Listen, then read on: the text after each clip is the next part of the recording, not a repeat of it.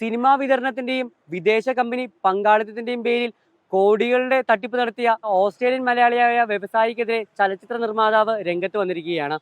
വെള്ളം എന്ന സിനിമയുടെ നിർമ്മാതാവും വാട്ടർമാൻ ടൈൽസിന്റെ ഉടമസ്ഥനുമായ മുരളീദാസ് ആണ് കഴിഞ്ഞ ദിവസം വാർത്താ സമ്മേളനത്തിലൂടെ രംഗത്തെത്തിയിരിക്കുന്നത്. ഓസ്ട്രേലിയയിലെ പെർത്ത് കേന്ദ്രമായി പ്രവർത്തിക്കുന്ന ആലപ്പുഴ ചെമ്പക്കുളം സ്വദേശി ഷിബു ജോണിനെതിരെയാണ് മുരളീദാസ് വന്നിരിക്കുന്നത്. സിനിമാ വിതരണത്തിന്റെയും വിദേശ കമ്പനികളിലെ പങ്കാളിത്തത്തിന്റെയും പേരിൽ ഇയാൾ കോടിക്കണക്കിന് രൂപ പറ്റിച്ചെന്നാണ് ആരോപണം നടത്തിയിരിക്കുന്നത്. സിനിമകളുടെ ഓവർസീസ് വിതരണക്കാരനായ ലണ്ടൻ മലയാളി വഴി മുരളി ഷിബുവിനെ പരിചയപ്പെടുന്നത്. തുടർന്ന് ഇരുവരും ഓസ്ട്രേലിയയിൽ ലാഭത്തിന്റെ 65% ഷിബുവിനും 35% മുരളിക്കും എന്ന വ്യവസ്ഥയിൽ വാട്ടർമാൻ ഓസ്ട്രേലിയൻ പ്രൈവറ്റ് ലിമിറ്റഡ് എന്ന പേരിൽ കമ്പനി ആരംഭിച്ചു.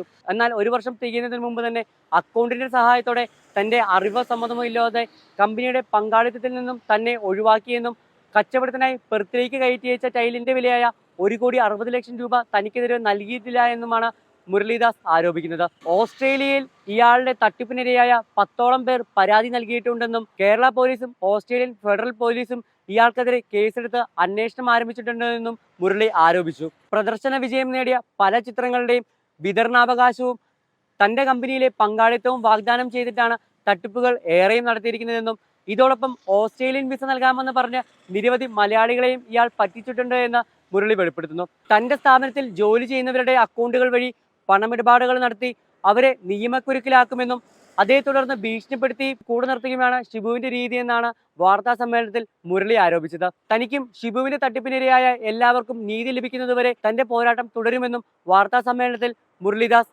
പറഞ്ഞു.